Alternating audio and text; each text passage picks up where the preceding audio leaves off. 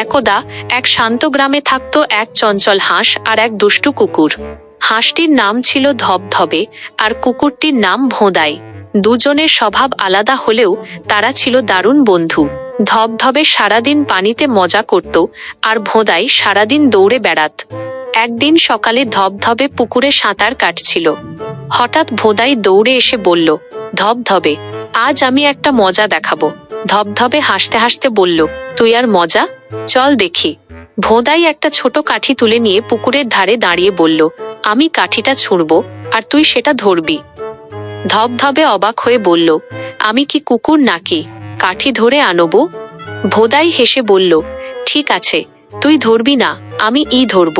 তারপর ভোঁদাই নিজেরই ছোড়া কাঠি নিজেরাই দৌড়ে গিয়ে তুলে আনল। সেটা দেখে ধবধবে হো হো করে হাসতে লাগলো। এরপর ধবধবে একটা দুষ্টুমি করল। সে পানিতে ডুবে গিয়ে লেজে একটু কাদা লাগিয়ে ভোঁদাইয়ের সামনে এসে বলল, দেখ, আমি লেজওয়ালা হাঁস হয়েছি। ভোঁদাই বিশ্বাস করে লেজটা কামড় দিল আর মুখ ভরা কাদা। ভোঁদাই চিৎকার করে বলল, ইস, তুই আমাকে ফাঁকি দিলি। ধবধবে হেসে গড়াগড়ি খেতে লাগলো।